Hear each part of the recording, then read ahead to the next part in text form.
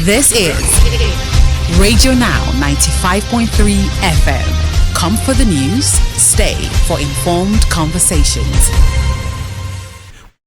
Welcome back. It's Monday, the 22nd of April, 2024. You're listening to Now Breakfast here on Radio Now 95.3 FM Lagos. I'm Nabila Usman here with my co-host Stephen Ime Diego. And together we welcome the news maker. The voice on today's news is Aminu Gwadabe, the president of the Association of Bureau de Change Operators of Nigeria, ABCON. Mr. Gwadabe joins us on the line now. Hello and welcome, Mr. Gwadabe. Hello, good morning. Thank you for having me and thank you, Nigeria. It's a pleasure to have you on. There's a series of things to talk about. In the last few months, a few policies have essentially changed the mode of operations for many of your members. Everything from redefining the classifications of BDCs to being allowed to source your FX directly from the CBN. We also have issues around the peg on how much you can sell based on how much you have bought. And we've heard you over these last few months sort of throwing a general support for the central bank and some of these policies that it has undertaken. Speak to us about the impact the changes have made on BDCs in the last 3 months. Thank you very much. First, I want to appreciate this question because it touches our life. What I mean by it touches our life, since July 2021, our licenses or our operations, so to say, were suspended. So it has really been a very, very difficult journey from that period of suspension till the time that the reinstatement was reviewed and looked into it by this present government. So you can imagine how hard and difficult it will be for someone that is into business, more especially in foreign exchange, that is 24/7, that is 360 degree, and you just wake up one day and find their license, operation being suspended. So we came from a very difficult period, from a very difficult journey. That is what the scenario is between that period and now.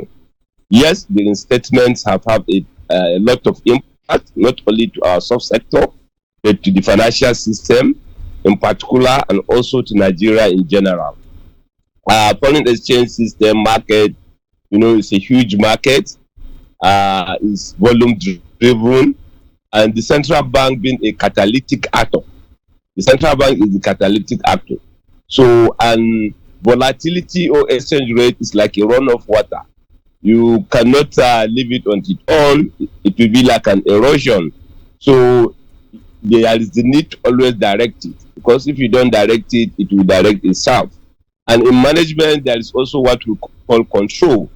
So once there's control in management, the CBN, now being the regulator, have to one time or the other come in to see how they can make sure they achieve their mandate of exchange rate stability, price stability, control inflation, and other mandate of the Central Bank of Nigeria. So there's a lot of impact in statements, although it comes with mixed feeling. Immediately the Central Bank made the announcement. We woke up with over almost 75% of our members' license were revoked. So that is another angle of the mixed feeling. About 5,670 BDC before the revocation, and now it's about 1,570. So you can see almost over 4,000 during the same license have been revoked. However, that also have its implication, because if we should share the experience of Algeria, I remember when Algeria want to also make some reforms, they choose to revoke many licenses, coming out with about 4 licenses. And what happened, those revoked licenses, unfortunately, they went under the radar to the extent that the Central Bank of Algeria have to now be following what the open market or under the radar market to at least even fix their exchange rate. So also there is also implication of employment. There is also implication of security implication, because when people cannot have their 3 square meal, the incentive is that they can go and crime. And a lot of people experience, expertise, training have been put in place. These are licensings that are, some in 1989 that were licensed, some in 2000. So it took them a long time, a long investment. So those are some of the direct policies into the subsector. However, we have different policies that shape the foreign exchange market. Like I've told you, the central bank is catalytic actor in the foreign exchange market. So having that role, it's important to see what are the measures they have put. First, if we don't forget, the whole idea or the whole shenanigans start from the unification of the multiple exchange rate system. We have seen a lot of measures even before this President Central Bank management, even before the administration of President Bola Ahmed Tinubu. If we can recall, during the military regime, we have what we call the structural adjustment program that was introduced by the President Ibrahim Badamasi Babangida. The objective is to stabilize the naira. The objective is to deepen the market. The objective is to encourage foreign investors. Right. Like that. However, we have not achieved that. We have the whole Dutch auction system, whereby banks go and buy in bulk and now come and distribute and sell to their clients. That did not work. We have seen retail Dutch auction system, where banks now, instead of going to buy in bulk, they have to shortlist their clients and submit that list to the central bank, and the central bank will allocate the successful winning to those clients through the banks. Mr. Gwadabe, I do apologize for interrupting you, but we get the sense that this is sort of like an adjustment period for BDCs in Nigeria. What has this period been like in terms of how these regulations have impacted day-to-day businesses and your profits? Now, for example, the limit on the rates that you can sell and how much you can sell at once to customers, what has that been like? Yes, the limit is low considering the global standard. The minimum limit globally is 6%. We started with 1%, then they push it to 1.5%. The limit is discouraging even, you can't see any serious, for instance, foreign investor coming to invest in that sector with 1.5%. So there is the need to review the limit. There is also the continuous complex documentation requirement, whereby when you come to buy dollar, I have to ask a lot of things, from you, from visa, ticket, passport. In order to claim only your name number or your security number or your international passport number suffice. So these are some of the challenges. And also don't forget there is a draft guideline which also said that soon the CBN is looking at how to capitalize that sector. The draft guidelines say capitalization will be 2 billion for tier 1 and then 500 million for tier 2. So those are some of the shaping waves that are taking place in the industry.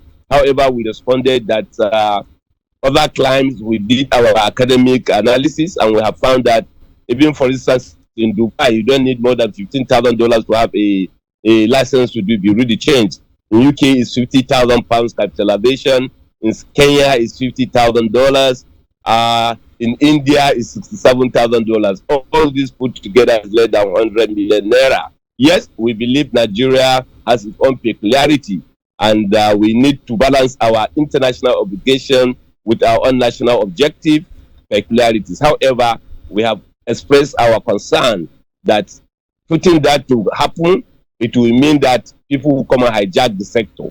And on that line, we requested that we should be given the grandfather's right.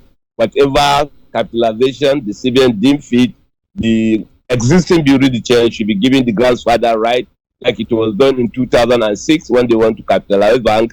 They only allowed the existing banks to find their like minds and then capitalize and merge and come together without issuing any new license. So these are some of the happenings in the market. These are some of the policies that are impacting the BD sector, and also as a proactive association, our responses. You know, Mr. Gwadabe, the point you made, or the comparisons you've made to Nigeria's regulations and regulations in other countries such as the UK, for instance, they're very important, and I'm glad that you acknowledged Nigeria's peculiarities. One of the key issues that has been raised is the links between FX and, for instance, financing of terrorism. There have been, of course, FX has long been at the forefront of some political issues as well. During campaign season last year, there were claims that politicians had used dollar to essentially buy off people within the ranks of their party. Now, there's an important claim that's been making its way in the public space, and I'd like you to perhaps speak on it, react to it in whatever way. There are claims that sometimes governors will receive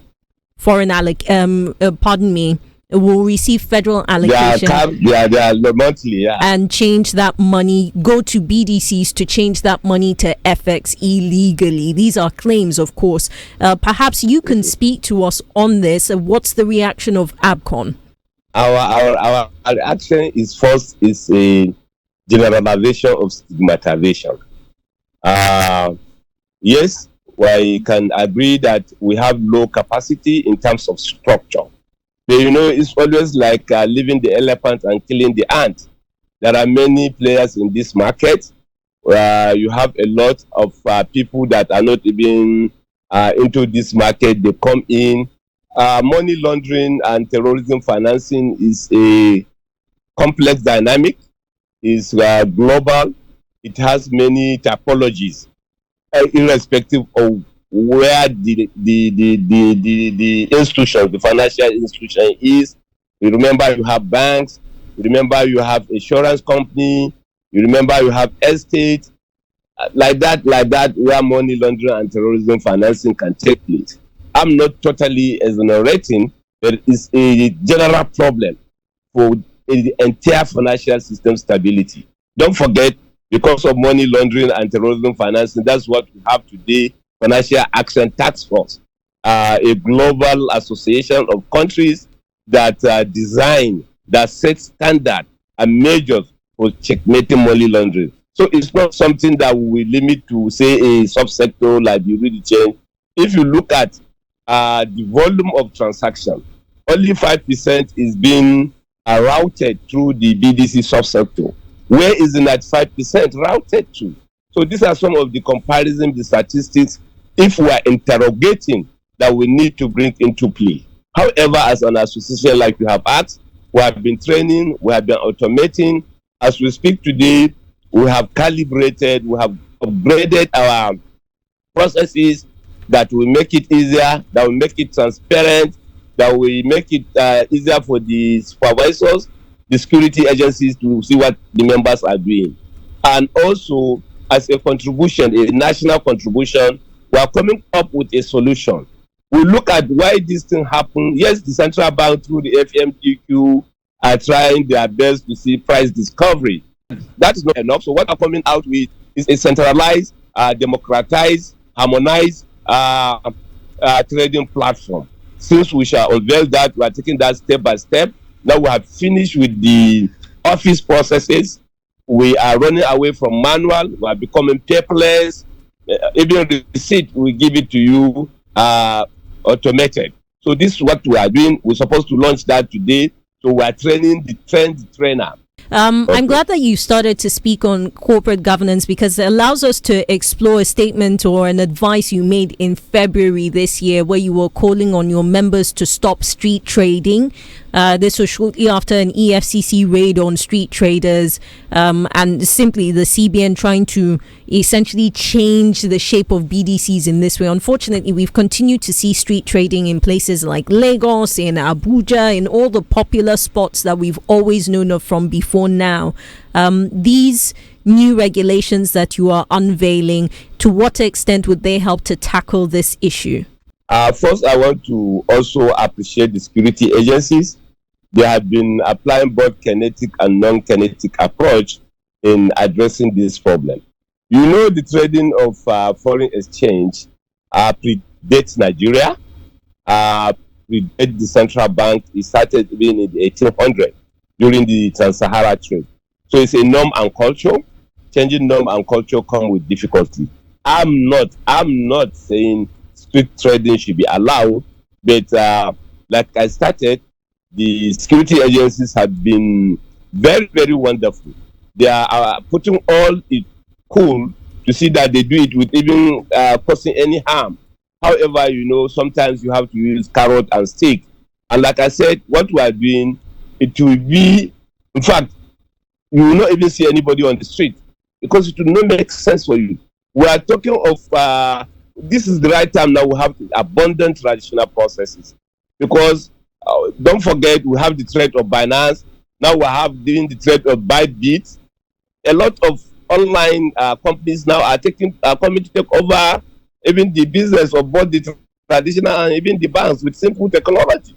So this is the future. This is where we are looking at. This is the legacy that we want to put in place. All these maybe street traders will come in with a model, with an application as simple as using your own China phone, and you are doing your trading to give government visibility, to give central bank monitoring, and above all, data repository of everybody that is supposed to do, foreign exchange transactions. Then the next thing is to give us a kind of that self-regulatory status whereby we can register these guys, simple registration. We can monitor them.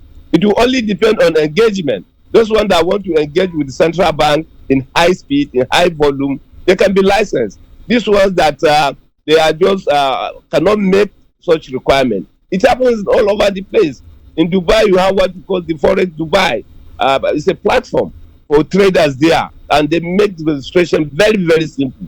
But to capture the data, intelligent market data. So we are looking at various angles to ensure that this finance of trading is being modernized.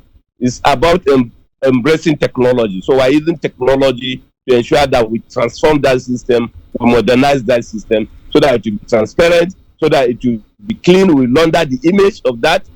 Anytime we are the ones that are being accused, most of the time. So we are no longer, not long ago, we have formed state chapters as an immediate solution, recognizing some of the leadership of even these street traders. They are human beings, they are Nigerians, and ironically, 1 out of every 10 Nigerians patronize them. So we can't throw them with the baby and the bath water. We're looking at the best way to incorporate them. We have identified their leadership.